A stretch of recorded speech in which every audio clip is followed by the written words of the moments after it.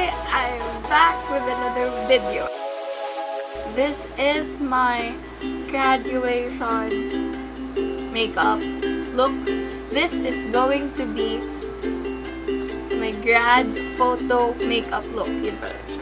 I'm just more comfortable na ako yung gagawa ng sarili kong makeup so that I have complete control on what I'm going to look like sa grad photos ko. I really love how this look turned out. So you are definitely gonna see this in my grad photos or like something like this. If you want to know how to get this look, please keep on watching. I'm going to start off with the brows first, and this is the brow pencil that I've been currently using and loving. Galing to sa Mumuso. Ito yung color pink nila. So I use the thin one to line my brows, and I use the thicker one to sort of fill it in. So I start. First time nyo palang makikita yung brows. Okay, first time nyo makikita na gawin ko yung brows ko. I think I remember correctly. I start here. I do the top part. And then with the flat side, flat part, ito yung flat part, I'm going to fill in my brows. And really just focus on the sparse areas.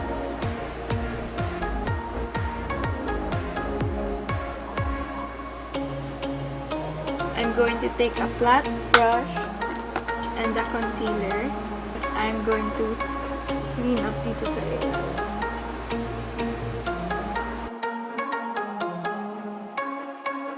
I'm going to take this concealer as well as an eyeshadow primer, but before that, tape ko lang yung eyes ko.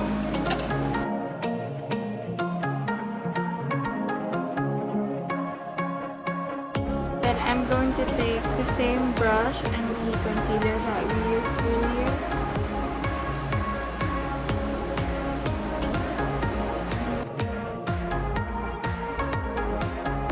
I'm gonna use this palette, yung Nude 3, because I want, ayoko ng sobrang colorful. I might go in the berries lang din for just a touch of like touch of color. So with a blending brush, fluffy brush, I'm going to dip in taupe and caramel, mixing those two, and using this as my transition shade.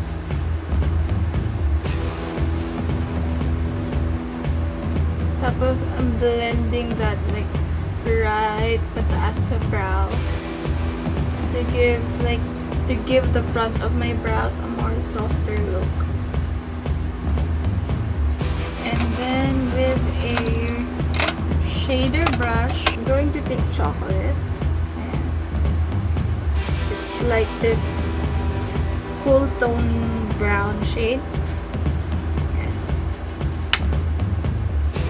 and then I'm going to stamp that dito sa outer V ko hanggang sa half na eye. I'm going to stamp that dito.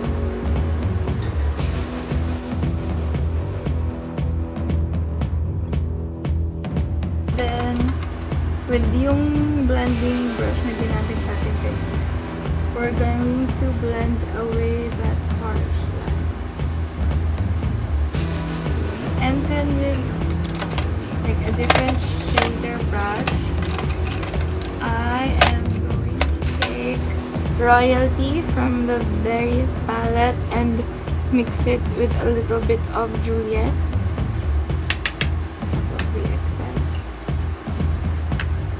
And then I'm putting that kung saan ko nilagay yung pero like a little bit lower para lang may color.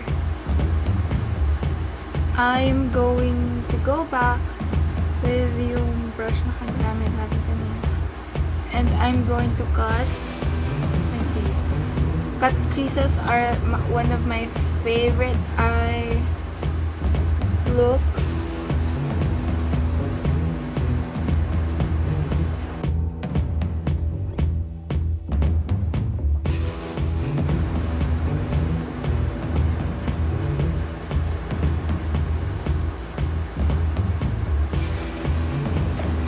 Going to get this one, and I'm going to take Honey from yung Nude 3. And I'm going to take, like, sobrang konti lang ng Revlon. Parang inner third yung crease. I'm going back with that shaker brush and yung chocolate. I'm just going to take this and ipa-blend ko lang yung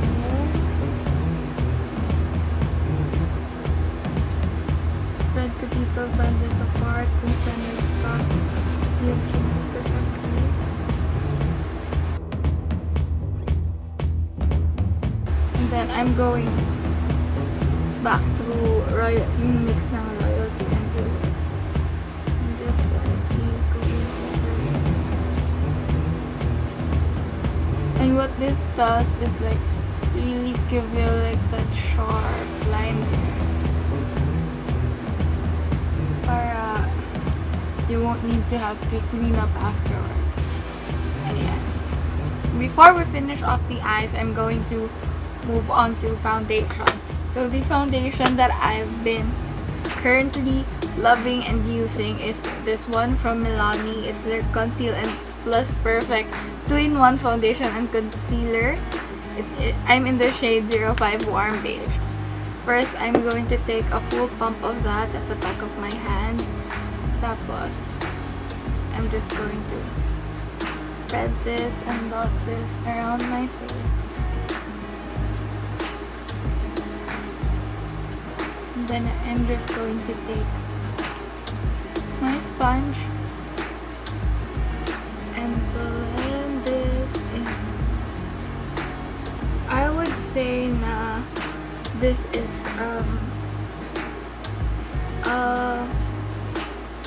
a medium to full coverage foundation. Buildable siya. So I'm starting with one layer, one pump lang muna. And then I'm taking a second pump to the places where I need it more. Like ang mga blemishes ko. The cheeks especially, kung saan ako maraming pimple scars. As to have an even match all around. Kasi ayaw natin na iba yung kulay ng leeg natin. Hit your ears na din. Ayaw natin na iba yung kulay ng leeg natin and sa mukha natin, diba? So, really lightly.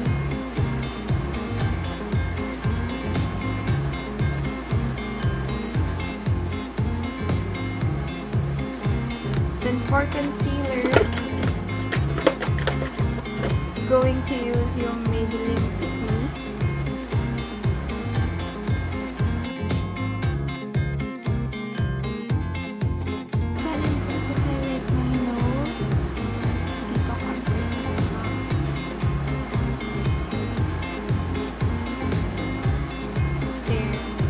And I'm just going to let that sit on my face for some time.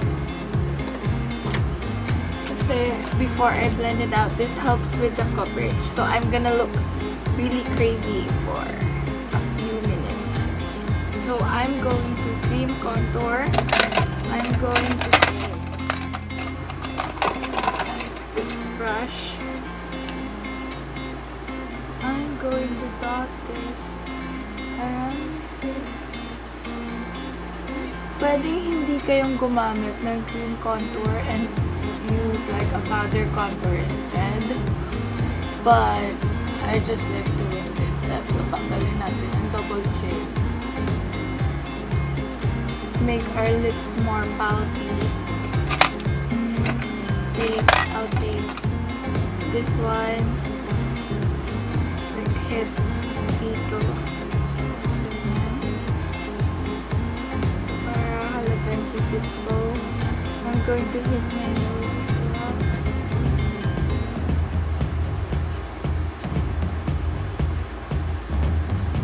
Because I want the illusion of a much slimmer nose.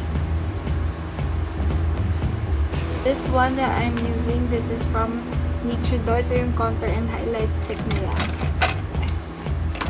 Okay, so and then I'm taking a brush. Wait lang. I'm just gonna wet this brush. Water lang yun, bes. Because I like to blend it better with the wet sponge. So I'm just like really lightly tapping para hindi ko masira yung foundation ko na nasa ilalim na ng contour na to. And then, do not forget your jawline. So before I blend down that nose, sobrang tagal ko talaga iniwan. I'm going back with my blender. Blend na natin yung concealer. And to like really get into the I'm just going to use my ring finger. Dun sa corner.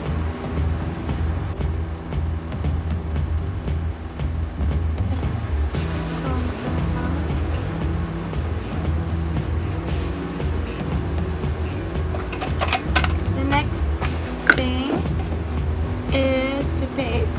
So I like baking with a powder. Obviously, you bake with a powder. I like baking with a brush instead of a blender. Apply really excessive powder underneath my eye, forehead.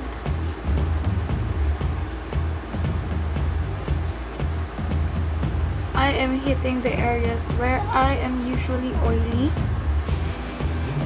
to combat that oil, and then I'm going to take it at the bridge of my nose. The key to makeup is layering. Anywhere that you put like a cream product, you have to set it with powder. So, nag-green contour tayo. I'm going to powder contour as well. So, ang gamit ko pa din is yung from BYS. I'm just going to lightly set that and to contour a little more, a bit further. Jawline. What we're gonna do is put something there sa lower lash line. I'm going to take this blush right here, go in with chocolate.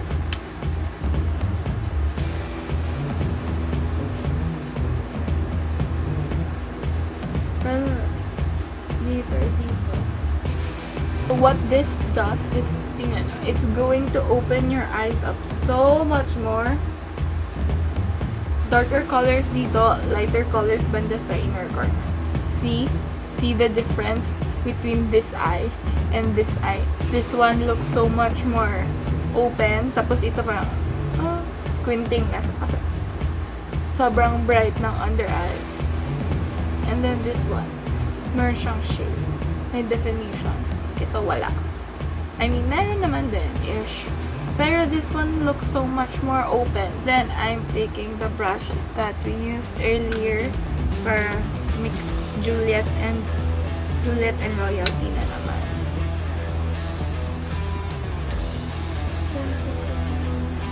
Pause, going back with no, not going to take readings. I'm going back with Honey.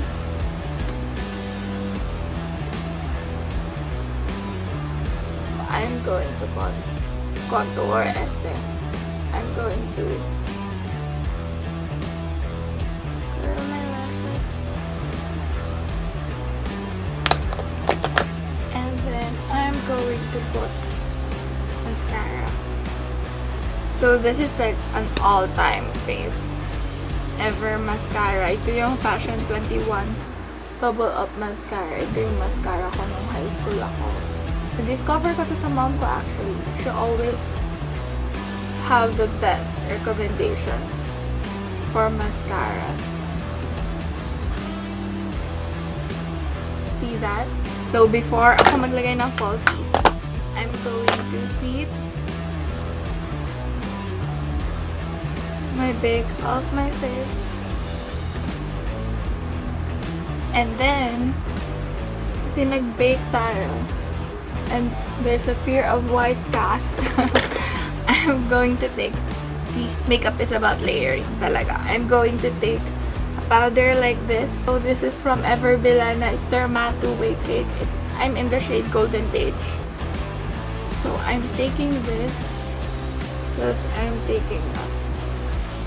Like everywhere na nag-bake ako. Para mawala yung white cast. Para pag nag-flash, wala kang flashback. Okay, so, ayun. And then for a little bit of bronzer, I'm just going to put like tiniest bit of bronzer around my face. My blush, taking a fan brush, and a highlight. So this is gonna be like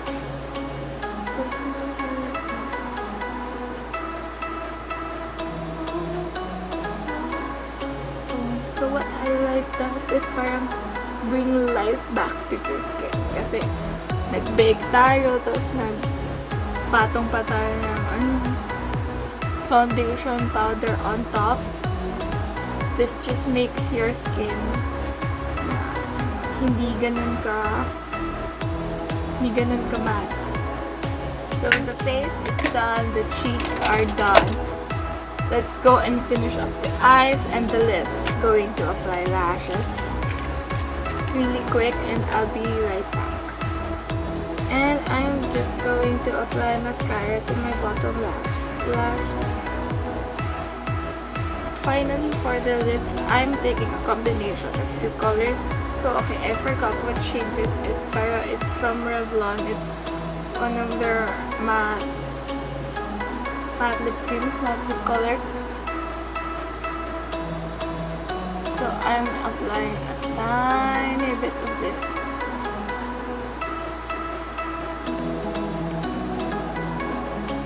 My lips, and then I'm going to go over all that with this from LA Girl. It's ano ba to? Yung matte flat velvet lipstick, and the shade Hush ba to? I think this is Hush. Yeah, Hush.